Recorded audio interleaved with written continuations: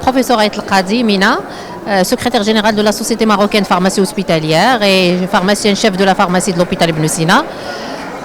Aujourd'hui, en fait, on est réunis pour tenir la deuxième édition du congrès national de pharmacovigilance. Le congrès est sous le thème de la pharmacovigilance aux âges extrêmes, qui veut dire la pharmacovigilance en pédiatrie et en gériatrie. Alors, les âges extrêmes, pourquoi? Tout simplement, comme vous savez, en fait, en pédiatrie, les enfants, ils ne sont pas en général inclus dans les essais cliniques. Donc, on doit adapter la posologie après. Donc, ce qui fait, il faut surveiller et bien sûr, il faut contrôler l'utilisation de ces médicaments. Avec bien sûr l'adaptation posologique. Alors les âges extrêmes, ça inclut bien sûr les enfants, ça inclut le nouveau-né. Donc il y a aussi le passage, comme vous savez, le passage des médicaments via le lait, donc au moment de la lactation. Donc là aussi, il y a un risque chez les nouveau-nés. Il y a un risque entre les bébés, il y a un risque entre les enfants. Donc c'est pour ça que notre journée elle est de discuter ces risques et de discuter les moyens de les prévenir.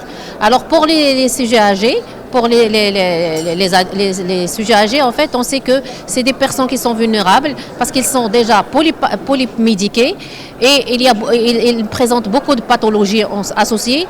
Donc, il y a le risque d'utilisation de plusieurs médicaments, ce qui augmente le risque des interactions médicamenteuses.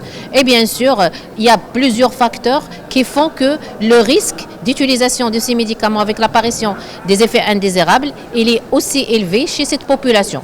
Donc, c'est pour ça qu'on va discuter au cours de ces 2 journées le risque et les moyens de prévention de ce risque chez cette population, à savoir les pédiatries et la gériatrie. Dr Tiba Amina, médecin pharmacotoxicologue et présidente de la Société marocaine de pharmacovigilance. On est à la 12e édition de la Société marocaine de pharmacovigilance et cette année, on a choisi le thème de la pharmacovigilance aux âges extrêmes. De cette thématique a été faite sur le fait que c'est-à-dire l'enfant et le sujet âgé, il est exclu des essais cliniques et que la surveillance des effets indésirables chez cette population doit être faite après autorisation de mise sur le marché. Donc, si on parle de l'enfant, ça veut dire on parle de la prescription ORAMM et les effets indésirables qui peuvent donc être observés chez l'enfant. Si on parle de sujet âgé, c'est la polymédication, c'est les multipathologies chez le sujet âgé, chez les dysfonctionnements physiologiques. Là, donc, la surveillance, elle est essentielle. Notre congrès, il va donc débattre 4 sessions. C'est la femme enceinte. On va parler de l'exposition des médicaments chez la femme enceinte. On va parler aussi de l'exposition des médicaments chez l'enfant.